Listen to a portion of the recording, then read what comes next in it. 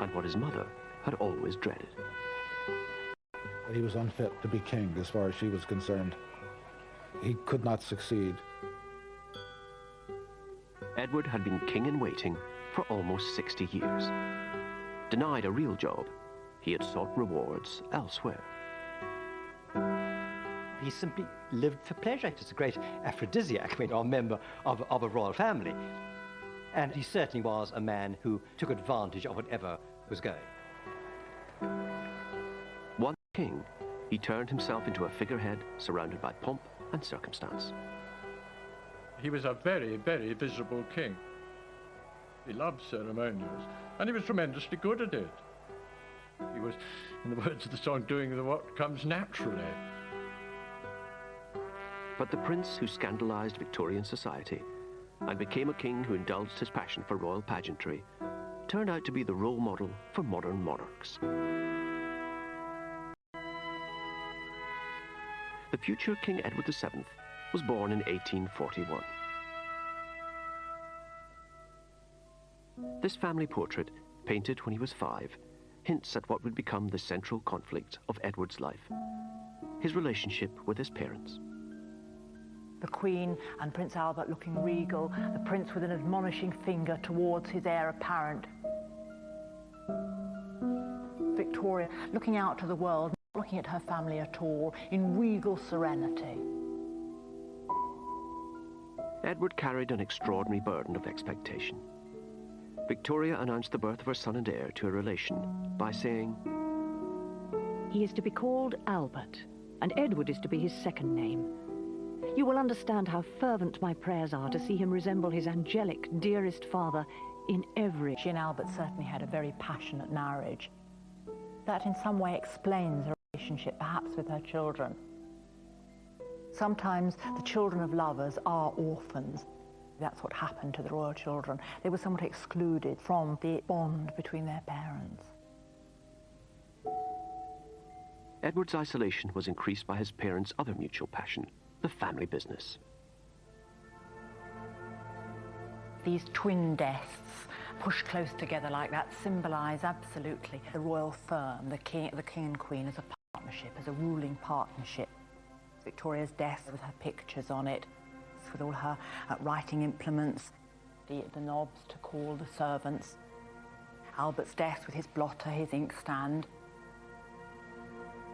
And they pushed their desks together and would work side by side on papers of state, on royal dispatches. For Victoria, hard work offered protection from her dark side, which she feared she had inherited from her wicked uncles. That's what she called her predecessors, the Hanoverians. Victoria believed her uncle's excesses had almost ruined the monarchy's prestige. With Albert's help, she set out to repair that damage. Central to the plan was Albert Edward, known as Bertie. From the age of 7, he was subjected to a grueling academic program designed to suppress Hanoverian-style self-indulgence. The study regime that Albert prepared for his son began at about 6 hours a day of tutorial study. Gradually it was extended to about 8 hours a day. Edward was slow to learn, slow to read, slow to write. He wasn't very good in mathematics. He wasn't very good in reading. He wasn't very good in history. He was a terrible history scholar, and his father was appalled. Edward probably had attention deficit disorder, which meant that he was impulsive, that he was inattentive, he was in need of constant physical activity. The boy rebelled.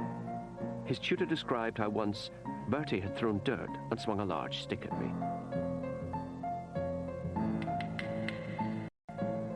Another time, when the prince was 11, he went to the window, stared out the window, and eventually when he was asked to come back to his desk, his father had to thrash him for that because of his willfulness, his stubbornness, his... Sad and anxious about him. He is so idle and weak. It was one thing to say that he ought to be an example to his future subjects, but to say that he should be exactly like his father was too demanding. And the parents therefore left him with a sort of perpetual sense of failure.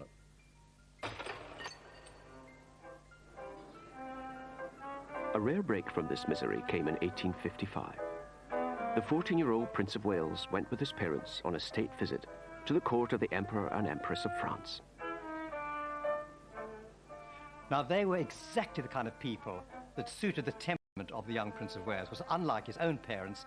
They lived for pleasure, they loved clothes, they loved excitement, they loved balls, they loved dances. This simply set his pulses racing. And he was clearly gobsmacked, to use a modern phrase, by the sort of wonderful vivacity and lack of pomp and circumstance, and of course all these gorgeous women. There they all were in their ball gowns, you know, bowing to him, and to a 14-year-old boy, what more do you want? The imperial couple made a tremendous fuss of the teenager. Edward's response revealed the depths of his unhappiness. When they were about to leave, Edward told Napoleon, "You have a very nice country. I wish you were my father." And he wanted to stay in France. And the emperor said, "Oh, you can't stay here. They need you back home." Home, for much of Edward's childhood, was Osborne House on the Isle of Wight. It was meant to be a holiday home, but there was no let-up in the character-building regime. At Osborne, the playground was an allotment. The idea of Victoria and Albert for the children with these gardens was to make them productive, was to make them work hard and systematically. It was a regulated childhood, and they grew vegetables, and vegetables were checked, and if they were of sufficiently high quality, they were actually sold to the house. So in a sense, make them part of the domestic economy and make them very responsible citizens from a very early age. His high-minded parents despaired of the teenage Edward. Looking ahead, Victoria fretted about what would happen when the young prince was old enough to do as he wanted. Bertie continues such an anxiety. I tremble at the thought of when he will be of age and we can't hold him. It is too awful a contemplation. In 1860, Edward's parents took a gamble. Hoping to confront him with the awesome... They made him stand in for the Queen on an historic 3-month tour of staunchly Republican America. He was just 18 when he became the first British royal to visit the United States. He was a very important person, literally a VIP, as we would use the term now.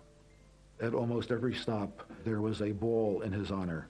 He even went to the White House and was greeted by President Buchanan, and he learned how to handle this with grace. Edward lapped up the applause, on one occasion exclaiming in delight, "This for me, all for me." Nourished by the warm reception, a new Edward blossomed. His geniality shone through, and people talked about him constantly as the genial prince. The trip was a tremendous success. It was a success for British foreign policy. It was a triumph. Edward had learned that for a royal, smiling and being charming were just as useful as desk work, the last thing his parents wanted him to discover. Letters were written home by the minister who was with him and that sort of thing, saying what a splendid success he'd been. And Prince Albert simply refused to believe it. And he wrote him a rather disagreeable letter, saying that he mustn't allow his success to go to his head. The American tour was a great success. I mean, he was an absolute celebrity. All his best side was shown. I mean, his sociability, his diplomacy, all that came out. He really made a great success of it. He was a very young man when he went. But his parents didn't appreciate that. They didn't congratulate him on it. And it was another example, I think, of them wanting him to be something else, something that he never was and never would be.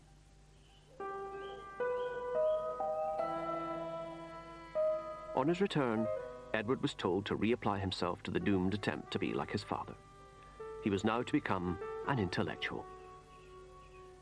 In 1861, he went up to Cambridge University. But unlike other students, he didn't take lessons in college. Instead, he was installed here at Madingley Hall and closely watched by hand-picked guardians.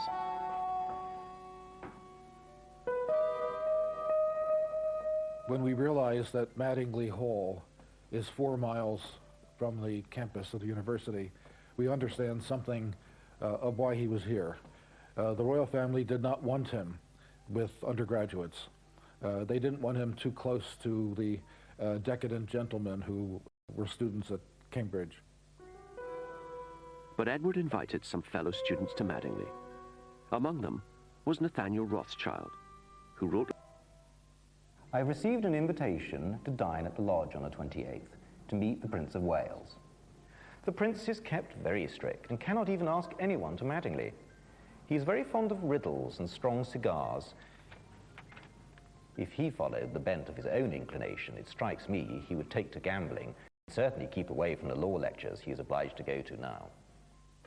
Rothschild was perceptive. When the Prince found ways of giving his miners the slip, the real Edward emerged. The temper tantrums of his younger days were over. He was learning how to enjoy himself. With his friends, he spent most of his time at play. They went out hunting, they went to the races, they played cards late into the night. He was at his heart's desire when he was with students who filled the rooms with cigar smoke.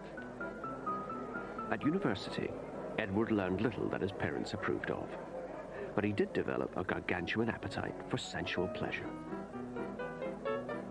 He needed as much as he could get in of gratification, you know, whether it was food or smoking these huge cigars or the excitement that was generated by gambling. Whatever it was, it had to be now, it had to be fulfilling, and it had to make up for the empty space that was left behind from the sort of childhood that was not really a childhood at all.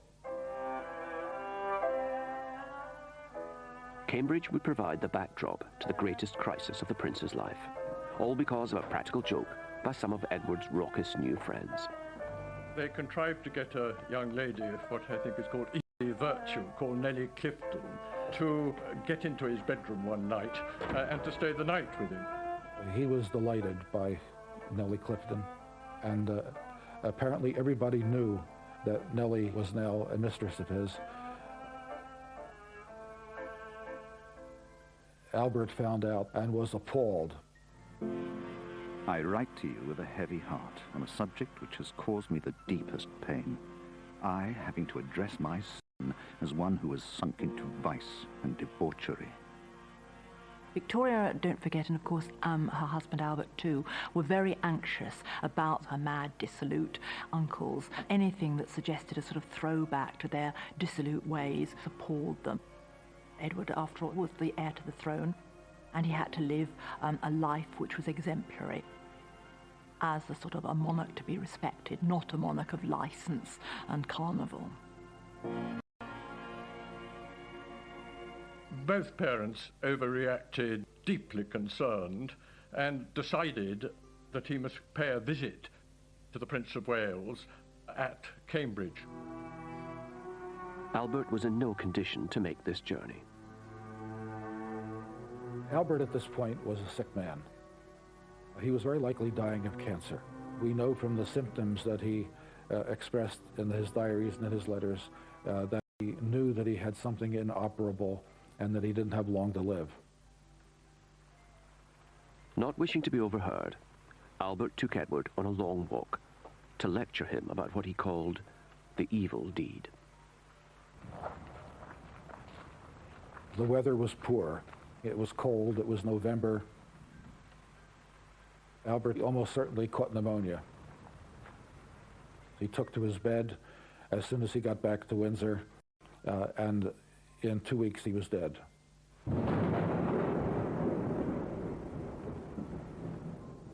On the 23rd of December, 1861, Prince Albert was buried in the chapel at Windsor. Victoria was absolutely distraught with grief. She really felt that her life was over. She'd seen the monarchy very much by that time as a partnership. She'd not only lost an emotional partner, her helpmeet, but she'd almost so lost her sort of business partner, a working partner. And at that time, she didn't seem to take very much comfort in her children. The regretful prince wrote to a Cambridge friend about his late father, admitting, "I fear I have often given him pain by my conduct." By the time he wrote this letter, Edward had already dropped out of university. He knew that the most happy time of his life was over, that he would never be able to retrieve those years. He would have liked to have stayed longer, but he now felt that he had to take his father's place, to be the leading male member of the royal family. But Edward was in for a shock. The Queen attributed Albert's death, I mean totally irrationally and unjustly, to the Prince of Wales. And she wrote a letter to her daughter Vicky after Prince Albert had died at the end of 1861. And she said in this letter, it was Bertie's fall, that's what she referred to the incident with Nellie Clifton as, Bertie's fall killed his father. And then she said, it's rather awful, that... Oh, that boy. I never can or shall look at him without a shudder. You've killed your father. I mean, a dreadful thing to tell a child, isn't it? And he carried the burden of patricide for the rest of his life.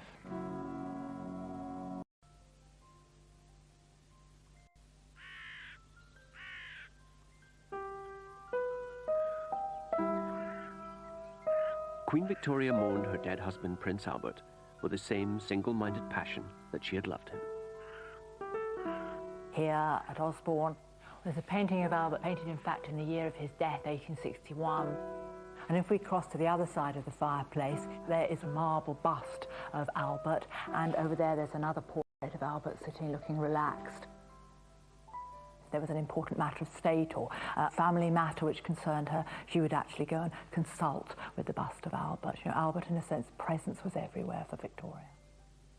He may have been dead, but Victoria continued Albert's improvement scheme for their son and heir. My firm resolve, my irrevocable decision, is that his wishes, his plans about everything are to be my law. I apply this particularly as regards our children, Bertie, etc., for whose future he had traced everything so carefully. Albert had believed that marriage offered the only hope of salvation for his wayward son. So Victoria now searched for a bride and a future queen. The Act of Succession made it necessary that he have a Protestant bride, and the bride had to be within a certain age range, and she also had to be attractive. Pictures were solicited from various courts. Edward's elder sister Vicky had recently married Prince Frederick of Prussia, so she was well placed to trawl the Protestant courts of Northern Europe for a suitable bride. She sent her mother photos and descriptions of the leading candidates. I do not think the Princess of Hesse very pretty. She had not a fine figure, and her teeth are nearly spoiled. Princess of Wied is so odd. She talks so much and laughs so loud. Eventually, a winner was found. I never set eyes on a sweeter creature than Princess Alex. She is very healthy. This was Alexandra of Denmark. Alexandra was very young. She was 17 at most when they first targeted her, possibly even 16. She was one of the most beautiful girls in Europe, and they thought that that would perhaps be sufficient to make her attractive to the Prince of Wales. And so they decided that they must get on with it and that she was the wife for him. Edward was dispatched to the continent. Left alone with his mail-order bride, he did his duty and proposed. It's difficult to say quite how passionately he fell in love with her at the time, but I think perhaps fell more in love with him than he with her. She once said that even if he'd been a cowboy, she would have wanted to marry him. Edward married Alexandra on the 23rd of April, 1863. He was 21. But the blessing of the young couple felt less like a wedding, more like a funeral. all thanks to Victoria. In this wonderful photograph, instead of looking with pride at her son and his new bride and smiling benevolently, she's actually turned away and looking at a bust of her late husband. It was a very dismal business, and she made it even more dismal by taking the bride and groom before the marriage to the mausoleum where Albert was buried.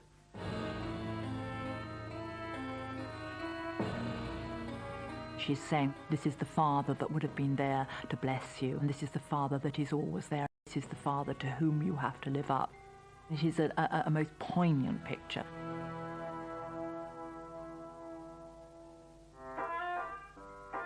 Marriage did have advantages for Edward, notably a home of his own. Well, this is Marlborough House in London, and this was his marital home. He moved in here in 1863, just after he married Princess Alexandra. You can see how living in a place like this must have reinforced the idea that Edward always had of his status as a prince.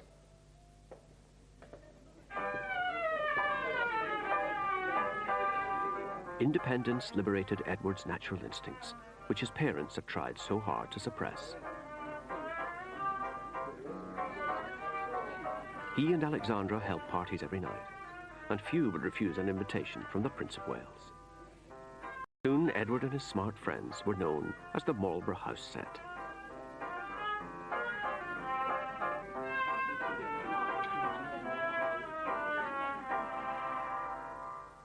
He needed people, he needed social input, and he needed all the excitement and love and attention that one gets when life is just one long party.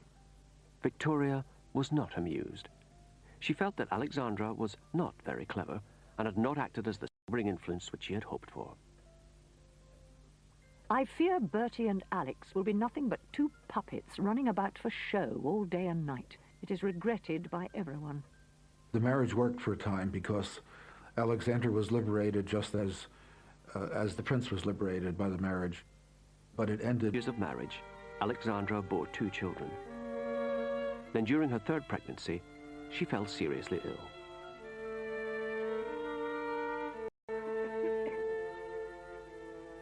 The prince claimed loyally that he was going to stay by her. He moved a desk into her bedroom so that he could write letters and conduct domestic business literally from her bedroom.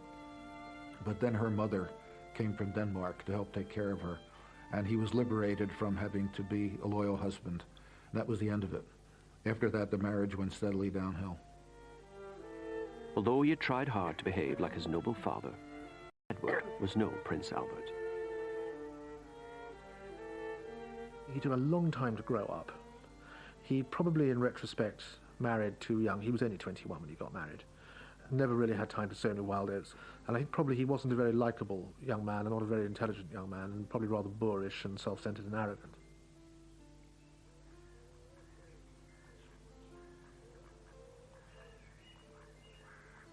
Walton Hall in Warwickshire, for centuries the seat of the Mordaunt family.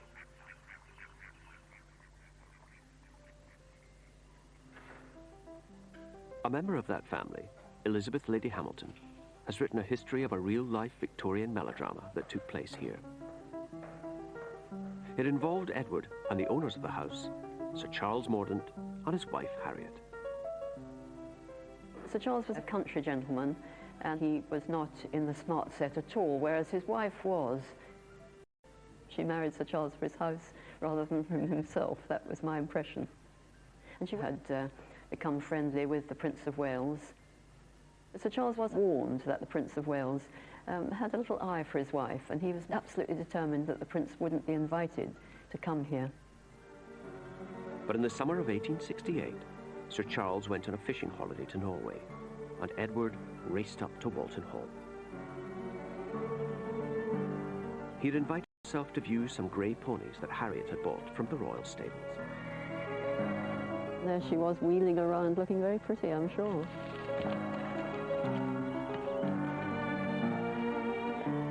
Sir Charles wasn't expected back for days. But fishing in Norway was very bad that year. It had been a heat wave, and most of the fish had been already caught. The salmon had been already caught, so he decided he'd come home to see his lovely wife. He was missing her. Sir Charles was outraged. The prince beat a retreat, leaving the irate husband to vent his anger. Afterwards, he gave orders for the ponies to be brought out. And Lady Mordaunt was brought down onto the...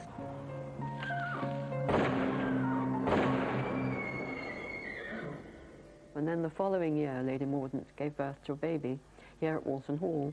Then she became very agitated, and Sir Charles kept asking her what was the matter, what's wrong. And eventually she told him very foolishly. She said that she thought that the child was not his, and that one of several men could have been the father. And among those she mentioned was the Prince of Wales himself. Sir Charles Mordaunt wanted a divorce. Edward now faced public disgrace as an adulterer. The only ray of hope was that Harriet appeared to be going mad. This made her confession of adultery suspect, and under Victorian law, an insane person could not be divorced. But Sir Charles was stubborn. He intended to prove in court his wife was sane. The trial would hinge on Harriet's confession of adultery. Edward took the stand, the first heir to appear in a court of law for almost 500 years. He came into the witness box and was asked flatly whether he had or had not committed an act of impropriety with Lady Mordaunt, to which he replied, no, he did not, had not. The court then heard from Dr. William Gull, Edward's personal physician, who said that in his expert opinion, Harriet was insane. On the testimony of a prince and the diagnosis of an eminent doctor, Harriet was declared mentally unfit. She spent the rest of her life in an asylum, her claims of adultery dismissed as fantasy. Edward had got away with it.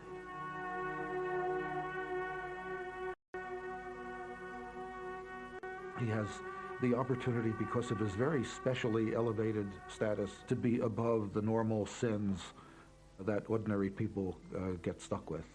And he learned it, and he learned that it was useful to him to have that status.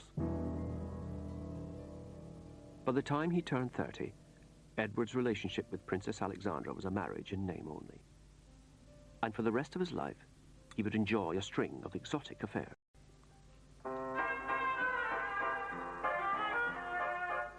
There was Lily Langtry, a model turned actress. Cora Pearl, a famous courtesan. Lady Daisy Brooke, whom he called my darling Daisy wife.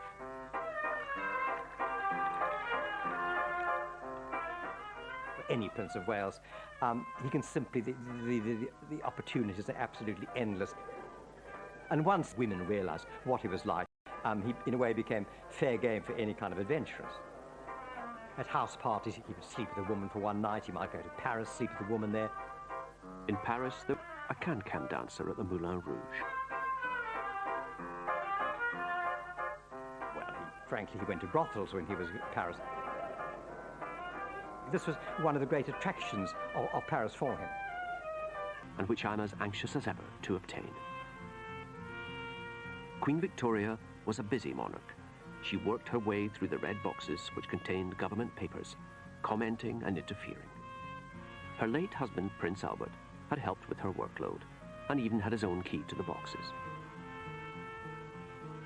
When Edward asked for one, Victoria replied, "You could not well have a government key, which only ministers and those immediately connected with them or with me have." The prince was impulsive, and his impulsiveness led him into indiscretion, and she realized that to give him any access to information was wrong, because he could not contain it.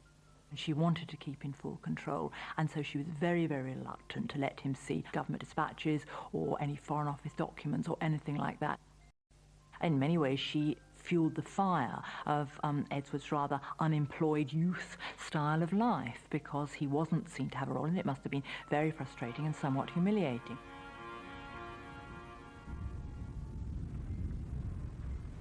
Dismissed as worthless and irresponsible, Edward sought distraction in the social whirl. And as Prince of Wales, there were plenty of people willing to amuse him.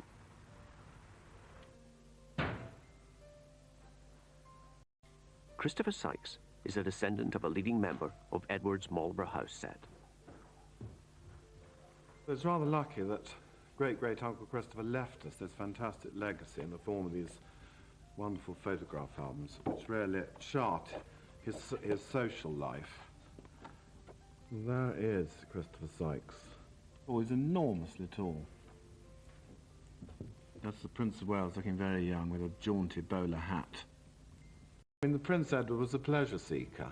His social life, it was sort of an endless round. A Goodwood house here, this would have been for the races. This is a shooting party at Eastwell, Wadston, the Rothschilds' house. Lord Londonderry's house, famous for its enormous shoot. Prince Edward would like to shoot thousands of birds. Christopher became known for being one of the great hosts. You know, knew exactly how to please the prince. You know, each party would be more and more lavish. As well as exploiting their hospitality, Edward found that he could vent his frustrations on his hangers-on. At some dinner party at Marlborough House, the prince poured a glass of brandy over Christopher, and Christopher just sat there with the brandy trickling down his face, and then sort of very slowly turned to the prince and just bowed his head and said, "As your Royal Highness pleases." Now that caused absolute sort of uproar amongst all the other guests. I thought it was the funniest thing they'd ever heard. And from that moment onwards, there was sort of no holds barred as far as teasing Christopher was concerned. You know, they used to sort of put him under the dining room table and spear him with billiard cues. They put live animals in his bed.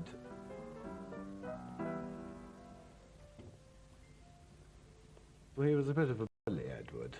He enjoyed having the power over people. Christopher Sykes' friendship with the prince ended up costing him more than his self-respect. No, he went bankrupt, unfortunately. You know, he just blew every penny he had. He died sort of penniless. It's rather sad, really. Poor Bertie gives much cause for remarks of no good-natured kind. He is more and more careless. No one looks up to him. Victoria feared that Edward's lifestyle was damaging the image of the monarchy, but her own behavior wasn't helping either. There was a lot of Republican agitation, the idea that the Queen was invisible, having continued her mourning. The government was paying a lot of money to maintain a monarchy, and she was not there. She would not open Parliament. She would not appear in public in almost any way. Edward, meanwhile, was more and more rumored to be involved in what amounted to problems. The popularity of the monarchy was sinking until fate and bad drains intervened. Bertie, in December of 1870, caught typhoid. And this really was a turning point. The Queen rushed to Sandringham, where he was. She took complete charge of the household. She was a killer. The plight of the royal family touched a nerve. The invisible Queen and her playboy heir became just a terrified mother and her dying son. Edward's timing was perfect. His illness reached its climax on the same day of the year his father had died. On the morning of December the 14th, he suddenly opened his eyes, saw the Queen, and said, "How very kind it is of you to come and see me." 2 months later, Edward, still weak from his illness, went to St. Paul's Cathedral to publicly give thanks for his recovery. Thousands came to watch and cheer. Totally by accident, the Prince of Wales had pulled up British republicanism by its feeble roots. The result was a feeling of great relief around the country that the succession had been saved, that Edward was going to survive and become king. And it was also thought that because he had come through this near-death experience, that he would be renewed, he'd be a different person, that he would understand that he had a new chance at making a dignified life for himself. If this great warning is not taken, and the wonderful sympathy and devotion of the whole nation does not make a change in him, it will be worse than before, and his utter ruin. For once, Victoria followed her own advice. She gave her son a job. In 1875, he was sent to India on the first royal visit since the mutiny. There was no chance that his mother was ever going to go to India. In fact, I don't think she ever visited any of her dependencies around the world anywhere. It was a means of associating him with, to use a much-used metaphor, the jewel in the crown of the British Empire, and to show that he could go abroad as a representative, not just of his country, but of his family and the institution that they represented. And it certainly was very good for his own public relations. Edward had been persuaded to visit India by the prospect of the hunting. And along the way, he did manage to bag 8 tigers. But amidst the carnage, the prince's personality, above all his easygoing charm, served him well. He enjoyed himself, but he also represented the crown, and he did so with flair, with dignity, with great ceremony. He was a tremendous envoy, ambassador extraordinary. It was a complete success. But any pride Edward might have felt was ruined when he read in the Calcutta Times that back home his mother had been created. He now saw his hunting trip had a secret agenda, to test public reaction to the Queen in the wake of the mutiny, and no one had told him. The prince wrote home complaining, "As the Queen's eldest son, I think I have some right to feel annoyed," adding, "I should have received some intimation of the subject from the Prime Minister." Monarchs think they want to have an heir, but in fact it's the last thing that they want to have. In a way, she was sort of trying to train him for monarchy, but of course she kept him in this perpetually infantilized state. Denied a meaningful role, Edward approached middle age as a loose cannon on a ship of state. Disaster was inevitable, and when it came, would be as spectacular as any. And the way to get into society was, indeed, to become a friend of the Prince of Wales. Edward came to stay at Tranby Croft in September 1890, during the Doncaster races. And it was here that his playboy lifestyle reached its climax, triggered by the scandalous behavior of one of Edward's favorite cronies, William Gordon Cumming. This is the room where the famous scandal took place. Having had a lovely day at the races, having had a splendid meal and everything else, the Prince of Wales turned round and said, "And now we will play cards." And the card he wanted above all else, because he was addicted to it, was this illegal one of baccarat. Baccarat gambling was illegal because this was a game of pure chance.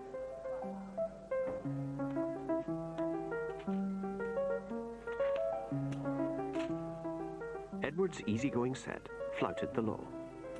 Far more important to them were unwritten rules governing conduct at the card table. And at Tranby Croft, one of these rules was broken.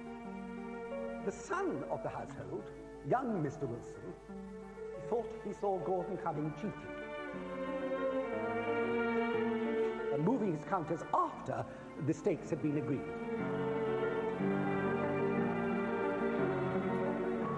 And gradually... For cheats was exposure. But they couldn't expose Gordon Cumming without revealing that the heir to the throne had sat in on an illegal card game. So Edward told his friends to deal with the cheat as quietly as possible. So they then decided on a disastrous plan, which was to persuade William Gordon Cumming to sign a document undertaking never to play cards again. And if he did that, then they wouldn't tell anybody and nobody would be prosecuted. Although Gordon Cumming denied he had cheated, he signed, saying that he was doing so to protect the prince from public scandal.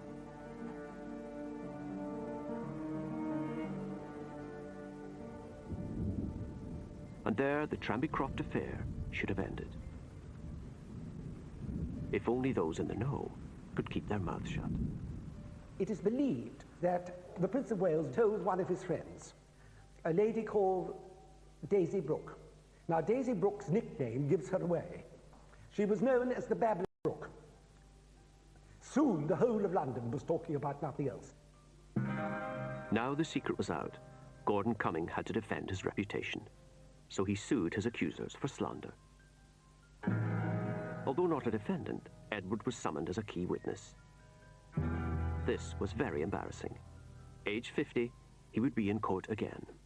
Queen Victoria was dismayed. It is a fearful humiliation to see the future king of this country dragged, and for the second time, through the dirt in a court of justice. A terrible humiliation. Edward was furious. He felt Gordon Cumming had no right to wash his dirty linen in public, and so risked damaging the reputation of a royal prince. He called the trial unnecessary and abominable. Barrister Peter Clark is a descendant of Gordon Cumming's lawyer and has made a study of the Tranby Croft case. The opening day of the trial, the court would have had a very strange look. Lord Coleridge presiding. This was something that was going to be done in the full glare of the Lord Chief Justice's court in the Strand. The heir to the throne sat next to Lord Coleridge on the bench. Edward would remain on the bench throughout. Here he was well placed to influence proceedings and undermine Gordon Cumming. From the contemporary sketches, he has a rather amused expression on his face as he's sitting on the bench, knowing that he's the centre of the way about what's going on. The jury would be in approximately this position and looking straight across at the Prince of Wales as they heard every bit of evidence. The jurors would have been surprised and in awe of the heir to the throne being within feet of them. When he was asked his opinion, Edward didn't hesitate. The juror stood up and asked the Prince of Wales, "What was your Royal Highness's opinion at the time as to the charges made against Sir William Gordon Cumming?" And the Prince of Wales turned to his side to face the juror. The charges appeared to be so unanimous that it was the proper course. No other course was open to me than to believe them. The case was now effectively closed. The jury's verdict went against Gordon Cumming. Plainly, their verdict had been affected by the Prince of Wales's evidence. Gordon Cumming faced social death. Edward's dignity had been wounded, but not fatally. The whole Tranby scandal affected him tremendously because, again, here he was in court and to the world revealed the fact that there he was gambling for money. It seemed to underline what his mother had all along been saying, that he was feckless, that he lived for pleasure, that he was indiscreet. And it was sobering, and coming late in life when he really, people thought he should have been too old to be leading that kind of life anymore. It did have a certain effect on him, definitely. After Tranby Croft, Edward finally graduated from adolescence into adulthood, just in the nick of time. By the 1890s, he's 50. He is aware that his mother, being in her 70s, can't go on forever. And I think what we see changing in him is the knowledge that he could any day wake up and find that he is king, which is perhaps something he hadn't felt 10 or 15 years earlier. And I think to an extent he kept slightly more careful company after that. A sign of Edward's maturity was his new mistress, a society lady, Alice Keppel. Like her direct descendant, Camilla Parker Bowles, Alice would become the long-term companion of the Prince of Wales. She was, like all his mistresses, a very beautiful woman, a very well-dressed woman, the kind of voluptuous sort of woman that he liked. The relationship is different from the early women. She was nobody's fool, Alice Keppel, and she knew how to handle him. She knew how to handle his very, very short temper. As he got older, so he became more short-tempered, more gruff, and she served as a kind of liaison between him and... Alice's astuteness was essential to the older Edward, because he had finally become a player on the political stage. His mother still kept him in the dark, so he had sought illumination from other sources. Marlborough House was the pinnacle of British society in the late 19th century. Anybody who got an invitation to come to dinner here had arrived. And whenever his smart friends came here, they would be talking about politics, because that's what they did for a living. This is where he would ply them with drink, take them to dinner, and find out what was going on in the world. And where he would acquire what he thought was the level of knowledge and understanding of current affairs that someone in his position ought to have. It became a sort of fetish for him. It became a way of getting his own back on his mother. If you're going to stop me doing this officially, I'm going to do it unofficially. And because of my popularity in society and my magnetism over these people, they will come to me and they will tell me these things, whether you like it or not. Edward's informal intelligence network spread far and wide throughout Europe, which he frequently visited. The Europe that he grew up in, as Prince of Wales, was run by about 400 or 500 families. They were the chancellors, they were the foreign ministers, they were the ambassadors, they were the generals, they were the chiefs of staff, they were even the archbishops in all these continental countries. And if you were at the top of that pyramid, you'd function not through papers and archives, but through this unique nexus of links which he had as the leader of European society.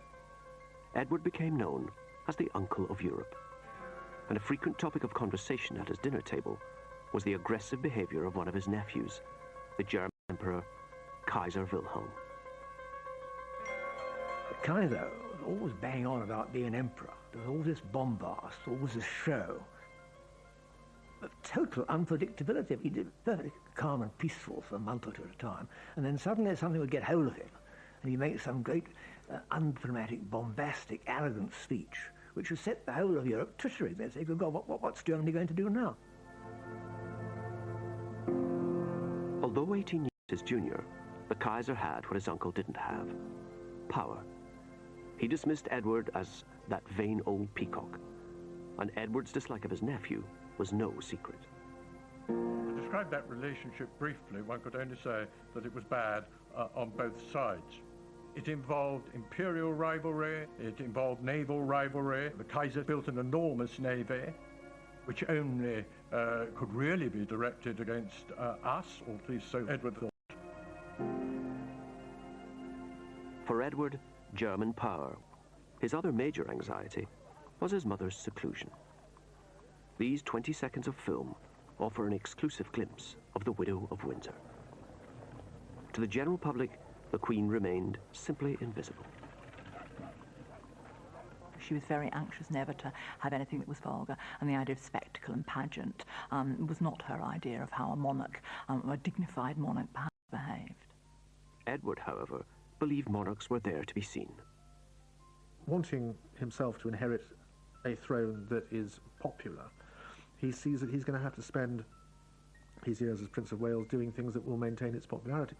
So if it means he has to go and open a few hospitals or cut a few ribbons at exhibitions, he'll do it, because, again, he's very conscious of the good public relations of having that role. And it's because of the attitude his father and mother had taken towards him as a very young man. He always has this notion that there's something to prove. And one way that he can improve his own self-esteem is to be out in public and to be performing functions, however straightforward, trivial or ceremonial, but to do them well and to be popular. By the 1890s, Edward was making almost 50 major public appearances a year. He lent his support to thousands of hospitals and charities.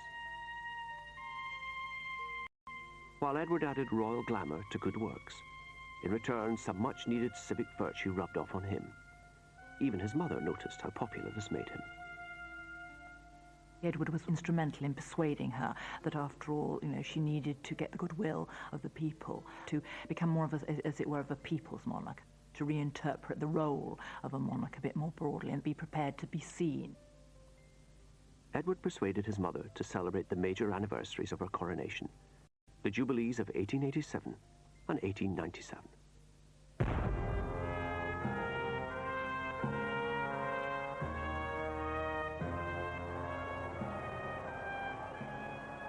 The impresario of the Jubilees was Edward. He relished this chance to indulge his passion for dressing up and showing off.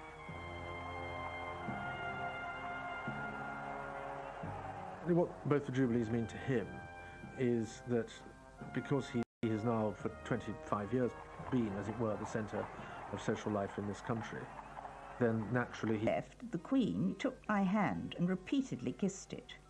She evidently, in her semi-conscious state, did not realise the Prince had gone and thought it was his hand she was kissing.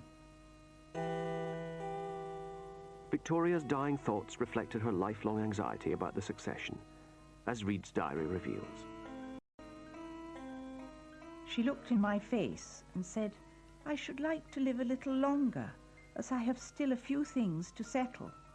I have arranged most things, but there are still some left, and I want to live a little longer." I don't think she ever said that gracious, wonderful speech that the Prince of Wales had hoped for, that, you know, now I have full confidence in you, as it were, go forth and rule. I don't think that ever happened. Edward's last moment with his mother was typical of their difficult relationship.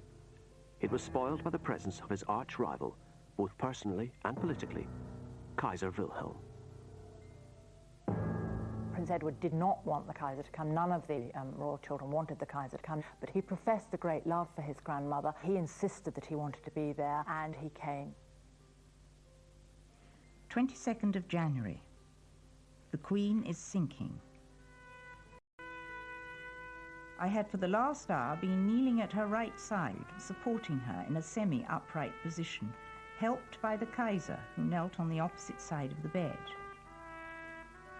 The Prince of Wales was sitting behind me at the end.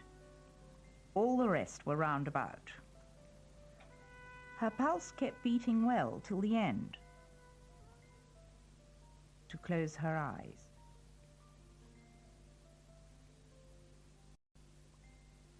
It was a relief in many ways to rid himself of that oppressive burden that was his relationship with his mother, and to take on another burden, that of the crown. That was something I think he found probably easier to cope with. Edward left the Isle of Wight as soon as possible, and one of his first acts as king was to donate Osborne, his hated childhood home, to the nation. When Edward was going back to the mainland, he noticed one of the boats was flying the royal standard at half-mast, and he asked why this was, and he said, of course, the Queen was dead. And he said, but the King lives. That bespeaks a certain confidence and a certain moving forward. The moment his mother had died, he was king. And of course, he implemented changes at court very, very quickly. King Edward VII couldn't get aboard the state coach fast enough. Less than a month after his mother's death, he opened Parliament with a blast of pomp and ceremony. He would read the King's speech from his throne, dressed in full regalia, which hadn't been done for 50 years. The revival of ritual suited the status of a 20th century king. When the monarchy lost more and more of its real authority, the only way to change the monarchy in some substantive fashion so that it had a reason to exist was to make it more of a symbolic monarchy, and to make that symbolic monarchy apparent in the eyes of the people. When not surrounded by ancient ceremony, Edward looked equally at home in the modern world.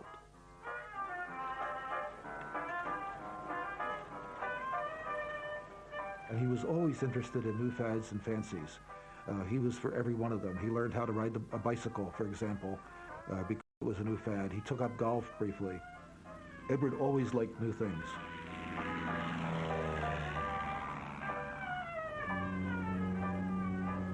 He embraced a lot of modern inventions, things like the motor car. He lost no time getting a motor car. He loved telephones. He loved electric lights. He didn't in any way live in the past. He welcomed anything that was modern and up to date, and was, in a way, a kind of forward-looking king.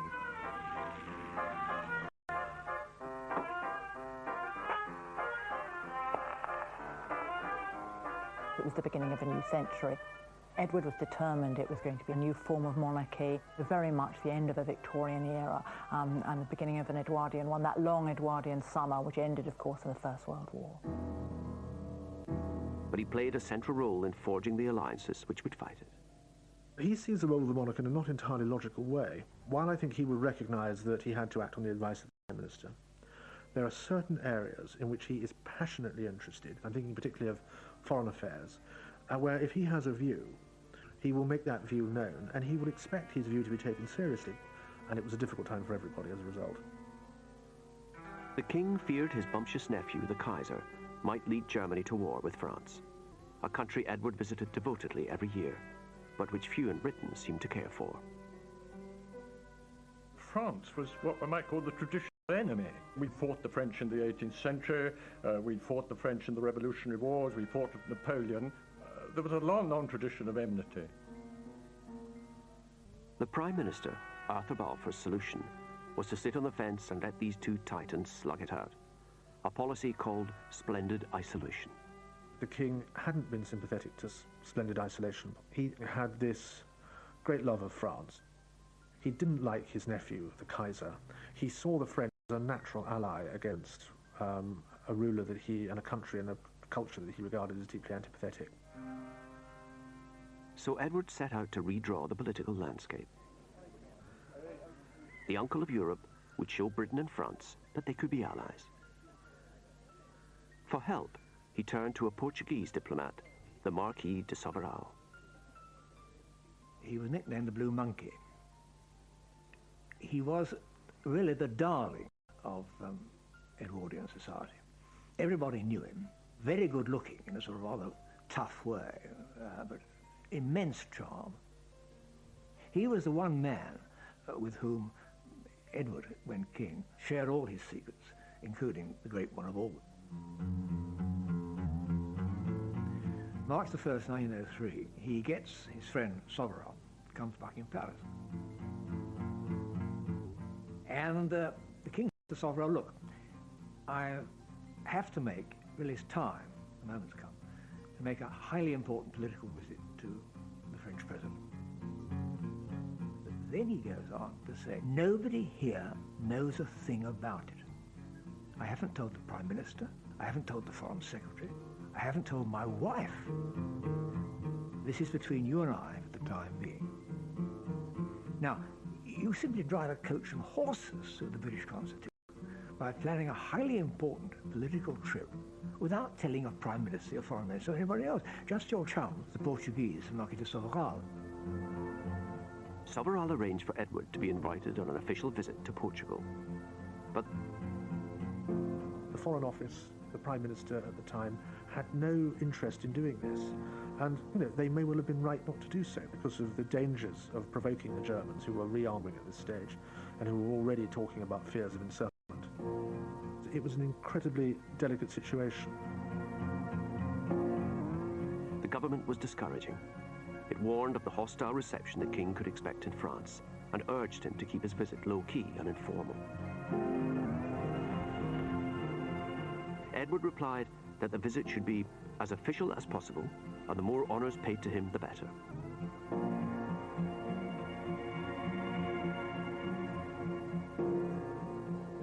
The stakes were high, the risks enormous. When he entered Paris, there was a medium-sized crowd, but you would hear some anti-British shouts. Edward turned on the charm. This was, after all, his home away from home. He made a visit to the town hall. He gave his little speech saying, thank you for your welcome, and this city, où je trouve toujours comme chez moi, where I always feel at home. And this phrase went round Paris like a streak of fire. Everybody's muttering, good heaven, chez moi, chez moi, chez moi. This is what the king said. With this wonderful charm he had, he wooed the crowds and won them over. 48 hours later, when he left, all you heard was Vive le Roi, Vive l'Angleterre. And by the end of the time, they were saying Vive notre roi, as if he were King of France. It had been a gamble, but it had come off. He put in place what he wanted to put in place.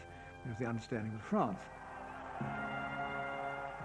Within a year, central to the plan was Albert Edward, known as Bertie. From the age of 7, he was subjected to a grueling academic program designed to suppress Hanoverian-style self-indulgence. The study regime that Albert prepared for his son began at about 6 hours a day of tutorial study. Gradually it was extended to about 8 hours a day. Edward was slow to learn, slow to read, slow to write. He wasn't very good in mathematics. He wasn't very good in reading. He wasn't very good in history. He was a terrible history scholar, and his father was appalled. Edward probably had attention deficit disorder, which meant that he was impulsive, that he was inattentive, he was in need of constant physical activity.